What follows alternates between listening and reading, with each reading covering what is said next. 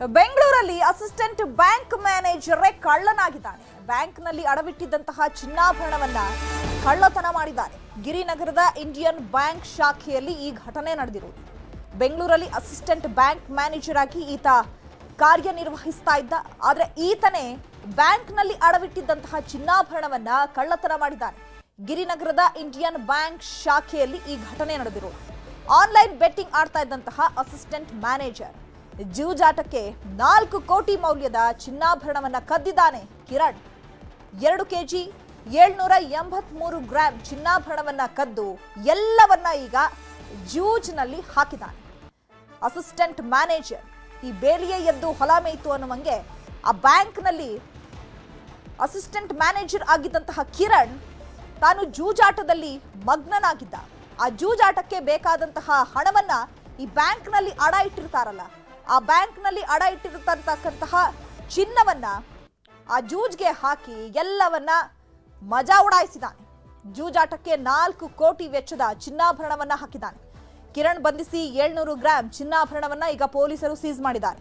ಕದ್ದ ಚಿನ್ನಾಭರಣ ವಶಕ್ಕೆ ಪಡೆಯೋದಕ್ಕೆ ಪೊಲೀಸರು ಸರ್ಕಸ್ಸೇ ನಡೆಸಬೇಕಾಯಿತು. ಕೋರ್ಟ್ ಮೊರೆ ಹೋದ ಬ್ಯಾಂಕ್ ಅಧಿಕಾರಿಗಳು. ಈಗ ಬ್ಯಾಂಕ್ ಅಧಿಕಾರಿಗಳು ಕೂಡ ಕಂಗಾಲಾಗಿದ್ದಾರೆ. ಯಾಕಂದ್ರೆ ಸಾಕಷ್ಟು ಮಂದಿ ಬ್ಯಾಂಕ್ ಅನ್ನ ನಂಬಿ ತಮ್ಮ ಚಿನ್ನವನ್ನ ಅಡ ಇಟ್ಟಿರ್ತಾರೆ. ಆದ್ರೆ ಬ್ಯಾಂಕ್ ಮ್ಯಾನೇಜರೇ ಈತ ಚಿನ್ನವನ್ನ ದುರುಪಯೋಗ ಪಡಿಸ್ಕೊಂಡಿದ್ದಾನೆ.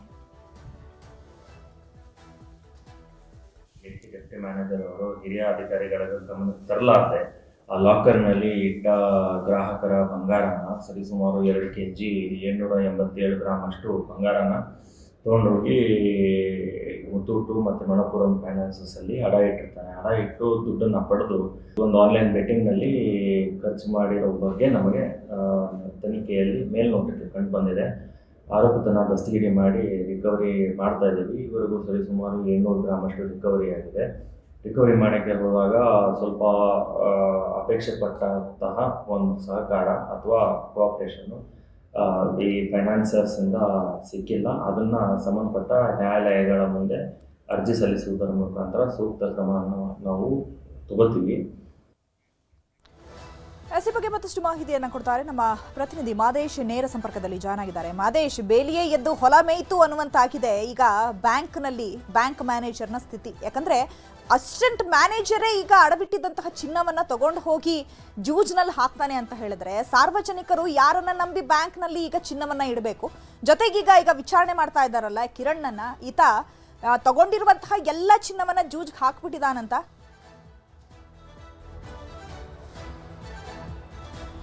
ಚೈತ್ರ, ಖಂಡಿತವಾಗ್ಲೂ ಕೂಡ ಜನರಿಗೆ ಸೇಫ್ಟಿ ಎಲ್ಲಿದೆ ಅನ್ನೋಂಥದ್ದು ಮತ್ತೆ ಮತ್ತೆ ಪ್ರಶ್ನೆ ಆಗ್ತಿದೆ.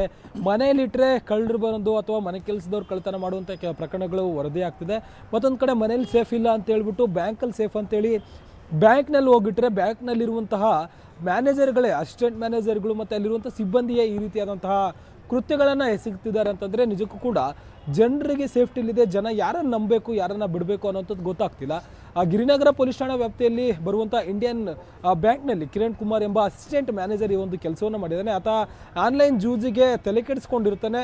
ತನ್ನ ಬಳಿ ಇದ್ದಂಥ ಹಣವ ಎಲ್ಲವನ್ನು ಕೂಡ ಖರ್ಚು ಮಾಡ್ಕೊಂಡಿರ್ತಾನೆ. ಅದಾದಮೇಲೆ ಆತ ಆನ್ಲೈನಲ್ಲಿ ಬೆಟ್ಟಿಂಗ್ ಕಟ್ಟಿ ಗೆಲ್ತೀನಿ ಅನ್ನೋಂಥ ವಿಶ್ವಾಸದಿಂದ ಬ್ಯಾಂಕ್ನಲ್ಲಿದ್ದಂತಹ ಲಾಕರ್ಗಳಲ್ಲಿದ್ದಂಥ ಗ್ರಾಹಕರ ಚಿನ್ನವನ್ನು ಹೋಗಿ ಅಡಮಾನ ಇಟ್ಟು, ಅಂದರೆ ಬೇರೆ ಬೇರೆ ಮುತ್ತೂಟ್ ಫೈನಾನ್ಸ್ ಆಗಿರ್ಬೋದು ಮತ್ತು ಬೇರೆ ಬೇರೆ ಫೈನಾನ್ಸ್ಗಳಲ್ಲಿ ಹೋಗಿ ಅಡಮಾನ ಇಟ್ಟು ಅಲ್ಲಿ ಹಣವನ್ನು ತೆಗೆದುಕೊಂಡು ಹೋಗಿ ಆತ ಅಕೌಂಟ್ಗೆ ಹಾಕಿಸ್ಕೊಂಡು ಅದನ್ನು ಜೂಜಾಡ್ತಿದ್ದ ಅಂತೇಳಿ ತನಿಖೆ ವೇಳೆ ಗೊತ್ತಾಗಿದೆ.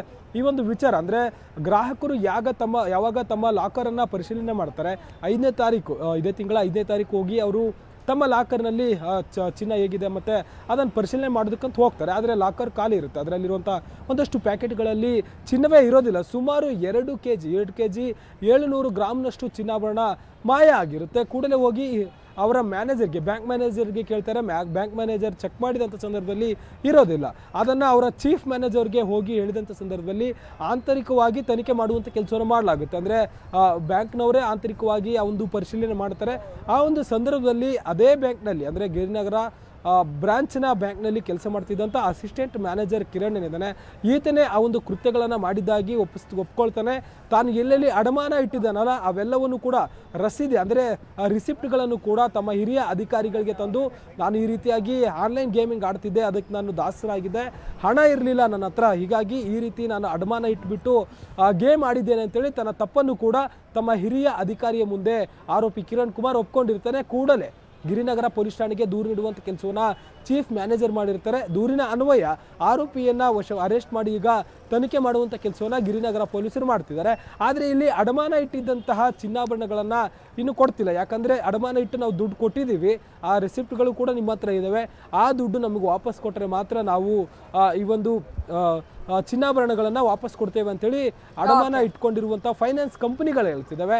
ಆದರೆ ಈತ ಆ ಫೈನಾನ್ಸ್ ಕಂಪನಿಗಳಿಂದ ಪಡೆದಂಥ ಹಣ ಎಲ್ಲವನ್ನು ಕೂಡ ಜೂಜಾಟ ಆಡಿ ಎಲ್ಲವನ್ನು ಕೂಡ ಕಳ್ಕೊಂಡಿದ್ದಾನೆ ಅಂತೇಳಿ ತನಿಖೆ ವೇಳೆ ಗೊತ್ತಾಗಿದೆ. ಸದ್ಯಕ್ಕೆ ತನಿಖೆ ಮುಂದುವರಿತಿದೆ. ಇಂತಹ ಪ್ರಕರಣಗಳಿಂದ ಬ್ಯಾಂಕ್ಗಳಲ್ಲೂ ಕೂಡ ಈಗ ಬ್ಯಾಂಕ್ಗಳು ಕೂಡ ಜನರಿಂದ ನಂಬಿಕೆಗಳನ್ನು ಕಳ್ಕೊಳ್ತಿದ್ದಾರೆ. ಜನರಿಗೆ ಹಣ ಎಲ್ಲಿಡಬೇಕು ಮತ್ತು ಈ ರೀತಿಯಾದಂಥ ಲಾಕರ್ಗಳಿಗೆ ಏನು ಸೇಫ್ಟಿ ಇದೆ ಅನ್ನೋದು ದೊಡ್ಡ ಪ್ರಶ್ನೆ ಆಗಿದೆ. ಚೈತ್ರ.